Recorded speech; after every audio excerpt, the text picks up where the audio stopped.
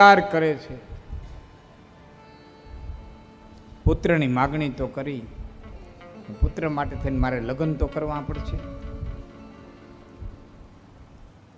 લગ્નનો વિચાર આવ્યો કે તરત પાછો બીજો વિચાર આવ્યો કે સ્ત્રી છે એ બંધનનું કારણ છે. હું બંધાઈ નહીં જાઉં ને, મોહમાં નહીં પડી જાઉં. વળી પાછો વિચાર આવે બંધનનું કારણ સ્ત્રી નથી, બંધનનું કારણ મન છે. મન જ બંધનનું કારણ બને. મન ન બંધાય તો બંધન ન આવે. અને બહુ સાચી વાત છે, મનથી જ બંધન છે અને મનથી જ મુક્તિ છે. મનથી જ સુખ છે, મનથી જ દુઃખ છે.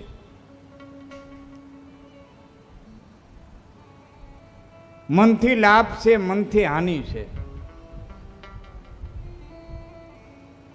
એ ભાઈ નિમાણો બેઠો હતો, કોઈ કીધું કે નિમાણો કેમ બેઠો હતો? કે 50 લાખની ખોટ કે ઘર વિશાળાને 50 લાખની ખોટ ગઈ ત્યાં પાસે બેઠો હતો ને કીધું કે એમ નથી ગઈ કે તો એ કે કરોડ મળવાના હતા ને એમાં 50 લાખ ઓછા મળ્યા તો એને ખોટ લાગી. બોલો, 50 તો જીડ્યા હતા.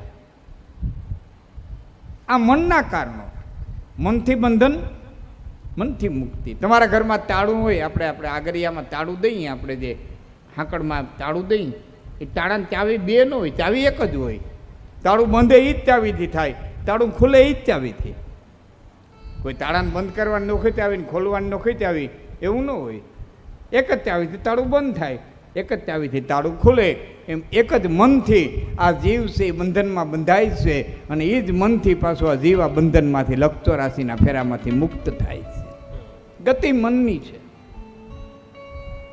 મન બધું કરાવે. એક દી આમ વિચાર કરાવે, ઘડીક આમ વિચાર કરાવે.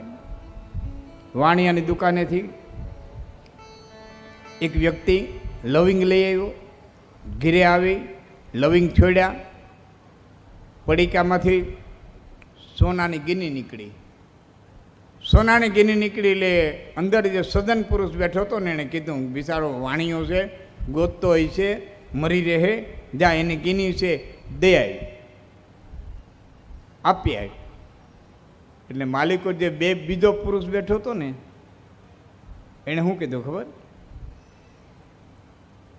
કે એટલી લવિંગ ઓછા આવ્યા ને જોખમાં આવીને તે કેમ મફત લીધી?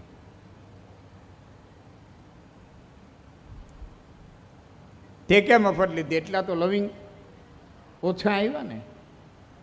તો વળી સદન પુરુષ કે ભલે લવિંગ ઓછા આવ્યા હોય પણ સોનાનો ભાવ ને લવિંગનો ભાવ સરખો ન ગણાય. વાણિયાની ગીની છે, દે આવી. તો માલિકો દુર્જન પુરુષ બેઠો હતો ને એ પાછો કહે છે કે એમ કરીને ઈશ્વરે તને દેવું હોય તો આવી લક્ષ્મીને શું કરા ઠોકરાવસ? આવી લક્ષ્મીનો ત્યાગ શું કરા કરો? ભગવાને તને આ રીતે દેવું હોય તો તને આ રીતે દીધું હોય. એમ એક કે પુરુષ કે દે આવી, એક કે નથી જાવું, એક કે દે આવી, એક કે રાખ, એક કે દે આવી. રાત આખી પડખા ફેર્યા. સવારે વાણિયાની દુકાન ઉઘડી, દુકાને જઈ હળફા માથે ગીની મૂકીને કે શેઠ આ તમારી ગીની લવિંગમાં ભેરી આવી ગઈ હતી. વાણીઓ કે સારું થયું ભાઈ, રાત આખી હું હિસાબ મેળવીને થાક્યો, ક્યાંય ગીની મળતી નહોતી, મને રાત આખી નીંદર ન આવી. આ માણસ કે મને રાત આખી ન આવી. વાણીઓ કે મારી તો ગીની વહી ગઈ હતી એટલે ન આવી, તને શું કરવા ન આવી? કે મારી માલિકો રાત આખી 2 પુરુષ બાંધે રાખ્યા, એક કે દઈ આવી, એક કે નથી જવું, એક કે એમાં મને હૈખે હુવા ન દીધો. રાત આખી 2 બાંધ્યા. માલિકો 2 પુરુષ 2 વૃત્તિ રાત આખી બાંધી, એક કે દે આવી, એક કે નથી જવું. આમ મને રાત આખી ન આવી. તમારી અને મારી અંદર આ 2 પુરુષ હંમેશા માટે બાંધે રાખે છે. એક કે કરવું, એક કે ન કરવું, એક કે જાવું, એક કે ન જાવું. પણ સદન પુરુષનું માની અને હું ગીની દેવા આવ્યો. એ મન બંધનનું કારણ, મન મુક્તિનું કારણ. વ્યાસ એવો વિચાર કરી અરણી મંથન કરવા લાગ્યા. એમાં આકાશમાં એક ધ્રુતાતી નામની અપ્સરા આવી છે. જોયું વ્યાસે, આકાશમાં અપ્સરા ઊભી છે. ઘડીક વાર તો વ્યાસને એમ થયું લગ્નની માગણી કરું. લગ્નની માગણી કરું, માગણીમાં હા પાડશે. વળી પાછો માલિકોથી બીજો અવાજ આવ્યો કે અપ્સરાઓના ભરોહાનો હોય, અપ્સરાઓના ભરોહાનો હોય, અપ્સરા છેતરવા માટે આવી હોય.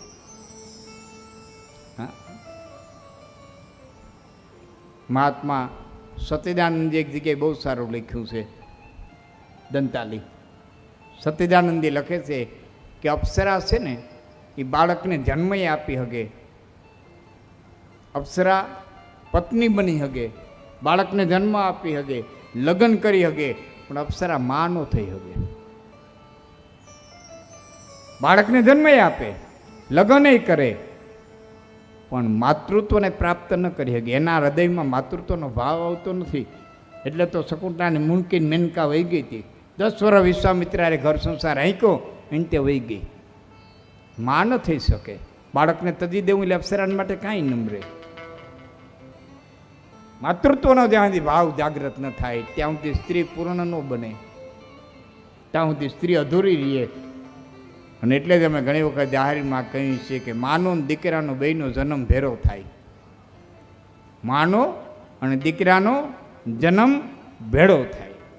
જ્યાં સુધી દીકરાનો જન્મ ન થયો હોય, બાળકનો જન્મ ન થયો હોય, ત્યાં સુધી દીકરી હોય, કાકી હોય, ફૂઈ હોય, માસી હોય, સાડી હોય, પાટલા હાહુ હોય, ફૈજી હાહુ હોય, ઘણા બધા એના વિશેષણો લાગે. બધું હોય, કાકી હોય, મામી હોય, ફૂઈ હોય, પણ માં ન હોય. જ્યારે બાળકનો જન્મ થાય પછી સ્ત્રી માં બને, ત્યારે માનો અને બાળકનો બેયનો જન્મ ભેરો થાય. માં શબ્દ પછી એને લાગે છે. અપ્સરાનો વિશ્વાસ ન કરાય, છેતરવા માટે આવી હોય. વળી પાછો અંદરથી વિચાર આવ્યો, માતાજીએ વરદાન દીધું છે, મારે ત્યાં પુત્ર થાય તો લગ્ન કરું તો પુત્ર થાય ને. હવે અપ્સરા આવી છે તો દરેક પૂછી લેવા દે ને, ભલે એક પુત્ર થાય પછી વહી જાય. મારે તો મારા શાસ્ત્રો છે એ મારો દીકરો પ્રચાર કરે, એવો વિચાર આવ્યો. પૂછું ન પૂછું, પૂછું ન પૂછું, એમાં એક વાત યાદ આવી. પૂર્વે પુરુરા નામનો એક રાજા થયો,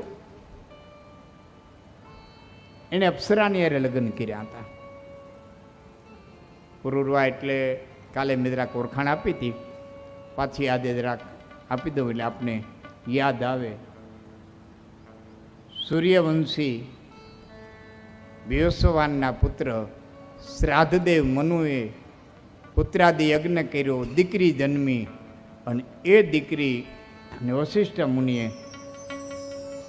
ફરીવાર દીકરામાં પરિવર્તિત કરી દીધો. એ પાર્વતીના શ્રાપિત એરિયામાં પહોંચ્યો, એ ફરીવાર દીકરી થઈ ગઈ. પાર્વતીના શ્રાપથી ઈલા નામની દીકરી થઈ. અને ત્યારે અત્રિ ઋષિના દીકરા ચંદ્રનો દીકરો બુદ્ધ ફરવા નીકળેલો, અને એની સાથે એને લગ્ન કર્યા. આ બુદ્ધથી જે દીકરો થયો એનું નામ પુરુરવા. એ પુરુરવાનો નહુસ, નહુસનો અયાતિ, અને અયાતિના 5 દીકરા. એ 5માં એક યદુ, અને યદુમાં પછી કૃષ્ણ આવ્યા. એ આખો દુવંશ છે. આ પુરુરવા. એટલે તો આમાં કોઈ મહાભારતની સિરિયલ ધ્યાનથી જોઈ છે ને, બિયારા ચોપરાની સિરિયલ ધ્યાનથી જોઈ છે ને, ખ્યાલ હશે કે અર્જુન જ્યારે દિવ્યાસ્ત્ર મેળવવા માટે થઈ અને ઇન્દ્રલોકમાં જાય છે, ત્યારે ઉર્વશી નામની એક અપ્સરા અર્જુન માથે મોહિત થાય છે. અને અર્જુન એને એમ કહે છે કે તું મારી દાદી થા, સંબંધે તું મારી દાદી થા. કારણ કે અર્જુન જે વંશમાં આવ્યો એ પુરુનો વંશ આવ્યો. એ પુરુને 5 ભાઈઓ, દહ્યુ, પુરુ, અનુ અને યદુ, આ યાતેના 5 પુત્રો. એમાંનો એક ફાટો પાંચાળમાં ગયો, દહ્યુનો વંશ પાંચાળમાં ગયો. એ પાંચાળમાં દ્રુપદ થયા, પાંચાળી એમાંથી એક વંશ હસ્તિનાપુર ગયો, કુરુનો વંશ, અને એમાંથી આખો વંશ આવેલો. એ કુરુ રાજા થયા, અને કુરુ રાજામાંથી કુરુ વંશ આવેલો. એમાં અર્જુન થયો. એટલે પુરુરવાની અરે લગ્ન કર્યા હતા ઉર્વશી. એટલે અર્જુને કીધું તું મારી દાદી થા, દાદીની દાદી થા, તારી સાથે હું લગ્ન ભોગ ન ભોગવી શકું. અને અપ્સરાએ કીધું તો કે અપ્સરાઓ કોઈની માં નથી હોતી, કોઈની દાદી નથી હોતી, તો મારી સાથે સંબંધ બાંધ. અર્જુને ઘણી ના પાડી ત્યારે શ્રાપ આપ્યો તો જાતું નપુસંગ થઈ જા અને આ શ્રાપ વરદાનમાં પલટાઈ જાહે, 1 વર્ષ તારે હિજડો થઈને રહેવું પડશે. આ અપ્સરાની વાત વ્યાસને યાદ આવી કે પૂર્વાની સાથે લગ્ન કર્યા હતા, પણ શરતી લગ્ન હતા. 2 ઘેટા ભેરા લઈને આવી હતી. હે રાજા, હું તારી સાથે લગ્ન કરું, પણ મારા ઘેટા મને અતિશય પ્રિય છે. બેમાંથી એકેય ઘેટું ચોરાઈ જવું ન જોઈએ. જેથી ઘેટા ચોરાઈ જાય અને હું તને દિગંબર અવસ્થાની માલિક કરું જોઉં તેદી વહી જાઉં. આવા શરતથી પુરુષાએ લગ્ન કર્યા હતા. આજ મને આ બાજુના રિવાજની ખબર નથી. બાબરિયાવાડામાં મેં કીધું ને, ઘણા સમય પછી આવ્યો છું, બહુ ઓછો આવ્યો છું, પણ અમારે ત્યાં જે આવી ગયું છે એના ઉપરથી હું આપને વાત કરું તો અમારે એ બાજુ આજે દીકરાનો સંબંધ કરવો અતિ કઠિન થઈ ગયો છે. મેં મામા આપણે આયર દાયરાઓમાં તો ખાસ કઠિન થયું છે. આ બાજુની મને ખબર નથી, બહુ કઠિન થયું.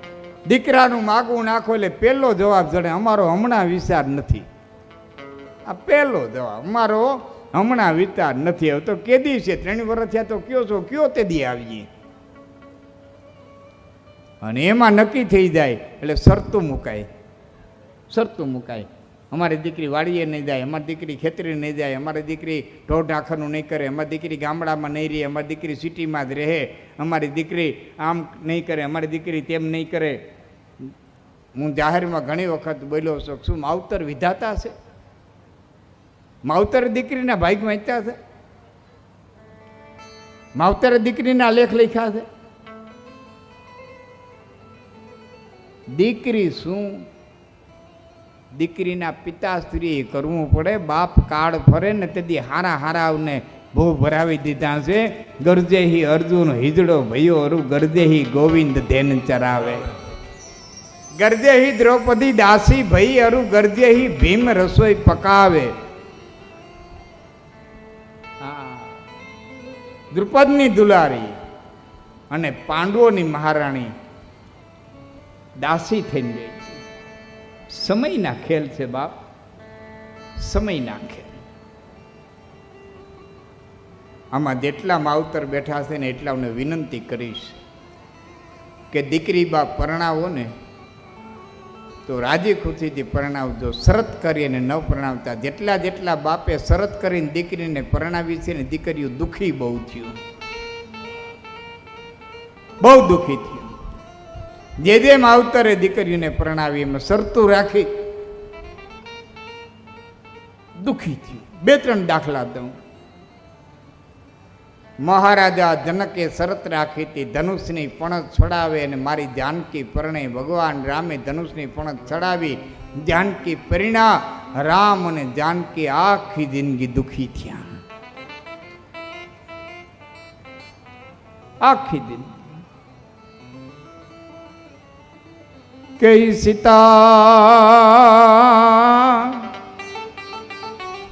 સીતાની લેવા ઈશાર અને કોઈએ રાઘવને નો કહ્યું. યા તો સ્વાર્થનો સંસાર, એ યાનો કર્મમાં ધોખો કાગડા.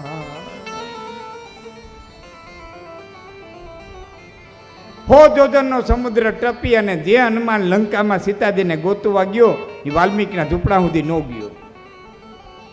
તેથી મેરઠ છેટું નહોતું, અયોધ્યાથી મેરઠ છેટું નહોતું. સીતાજીનો ત્યાગ કર્યો ભગવાન રામે ત્યારે વાલ્મીકીનો આશ્રમ મેરઠમાં હતો, ગંગાના કાંઠે. આજ પણ હરિદ્વારની જાત્રાએ જાવ તો રસ્તા મેરઠ આવશે, ત્યારે યાદ કરજો મને. આ મેરઠ, એમાં વાલ્મીકીનો આશ્રમ. અયોધ્યાથી છેટું નહોતું. લંકા સુધી હનુમાન ગયા, એ વાલ્મીકીના ઝૂંપડા સુધી ન ગયા તો નહીં, રામના કાનમાં કહેવાય ન ગયા. એમ ભગત બાપુ કહે છે, સીતાની લેવા સાર અને કોઈએ રાઘવને ન કહ્યું. આ તો સ્વાર્થનો સંસાર, આનો કેરીમાં ધોખો કાપગડા. આ તો મતલબની મનવાર, અને જગત જમાડે તુર્યુમાં વીણ મતલબે મનવા કોઈ રાબ નો રાંધે રાધિયા તો મતલબની મનવા. આ દુનિયા છે. 100 200 500 માણસનું રહોડું હોય અને કોંદો એમ કે ભાઈ જરાક મદદ કરવા આવજો તો ટોપ ઉપાડ્યો તો અને ચાહણીનો ટોપ ઉપાડે 7-8 વેરગ્યા હોય એને ઢાંકે એને ટેકા મૂકે એને હલવા ન દે એને પડવા ન દે ને બધા હામામાં સૂતન કહેતા ભાઈ પકડી રાખજે હો એ ભાઈ ઢાંકી રાખજે હો એ હલવા ન દેતો એ ધરાય ડગવા ન દેતો આખો ભેર્યો છે ઢાંકે હલવા ન દે ડગવા ન દે એને ગાંઠના ટેકા મૂકે રાંધણું રંધાઈ જાય ખાનારા ખાઈ જાય વાહે વધાઈ નાના ડબરાઓમાં હંગરાઈ જાય એટલે એના એ ટોપને 5 રૂપિયાનો મજૂર ઢળીને ઊંધા નાખીને માથ ગારા ચોપડતો હોય. શું કરવા? ખાલી થઈ ગયા, દુઃખી થયા. નળપતિ નળ રાજા હુવા અને વનમાં વલખા વાય એ મારીને મચ્છિયા ખાય એને ભૂખ લાગે તેથી બુધરા.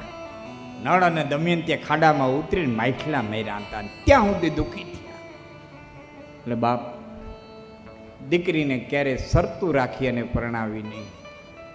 એક વાત હારું ઠેકાણું જોઈ અને દીકરી બા દેવા એ બાપની ફરજમાં છે. બાપની ફરજમાં છે હારું ઠેકાણું જોઈ અને દીકરી બા દેવા. ઘણા નો વાતો કરતા ફલાણા જગ્યાએ દીકરી દઈ દો ને ગોઠણે ગોઠણે જુવારી છે ગોઠણે ગોઠણે જાય એટલે કે સગવડતાવાળા છે. ફલાણા ઠેકાણ દીકરી દઈ દો ને ગોઠણે ગોઠણે જાહેર છે. તો કોકે કીધું ગોઠણે ગોઠણે જાહેર છે એની ના નહીં પણ કડે કડે કંકા હશે તી નીકળી જાહેરને હું માથામાં મારવી. ભાઈ ભેરા બેન ખાતા નથી પાટલે બેહતા ભકોએ આવે. નીકળી જુવારને શું કરવી? માથામાં મારવી. જુવાર થોડી હોય તો હાલશે, ધન થોડું હોય તો હાલશે, માયા થોડી હોય તો હાલશે, જમીન થોડી છે તો હાલશે.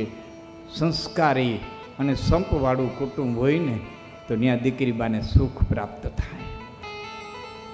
એક વાત. બીજી વાત, માતાઓને ખાસ વિનંતી કરું છું કે એક વખત દીકરી બાને પરણાવી દીધા પછી દીકરીના જીવનમાં માઈઓએ બહુ માથા ન મારવા, બહુ માથા ન મારવા.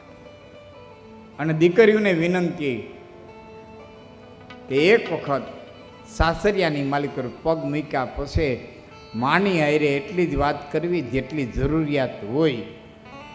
કાશી કઢી કરી હોય તો ફોન કરીને માને કેવું જરૂરી નથી, માં આમ કાશી કઢી કરી હતી. આ પાક બગાડે ને એ મોબાઈલ જ બગાડે.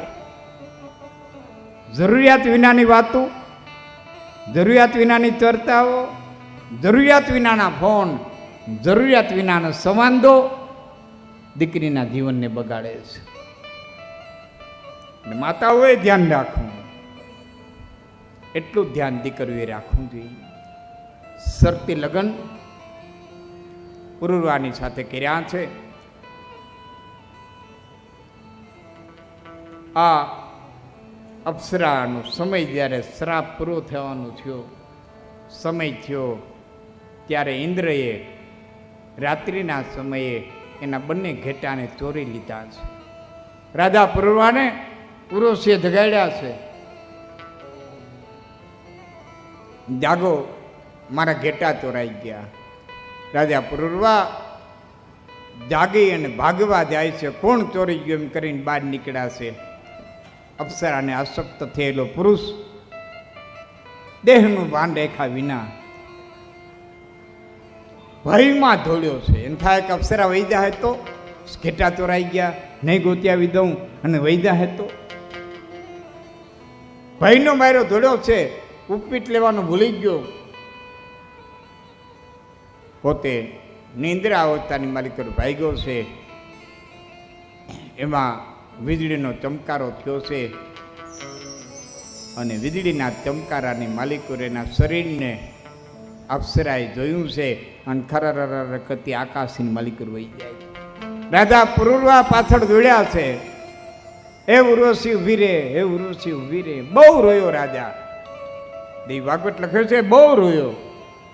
પણ અપ્સરા ઉર્વશી વહી જાય છે. આ વાત ભગવાન વેદવ્યાસને યાદ આવી એટલે ભગવાન વેદવ્યાસે કીધું અપ્સરાની હારે લગ્ન ન કરાય.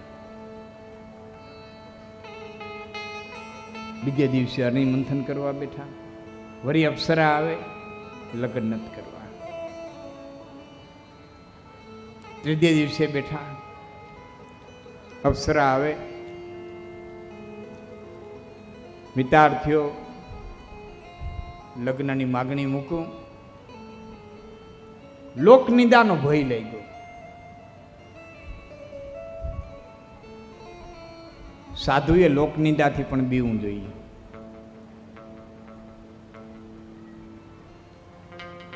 સાધુનું ચરિત્ર એવું હોવું જોઈએ જેની લોકો નિંદા ન કરતા હોય, ખોસો ન કાઢીએ કે દેહી ભાષામાં. લોકનિંદાનો ભોગ લઈ ગયો. લોકો શું કહે છે? પછી તો અપ્સરાએ રે વિચાર જ કરવાનું માંડી વાળ્યો, નથી કરવા, અર્ણિમંથન કરવા લઈ ગયા.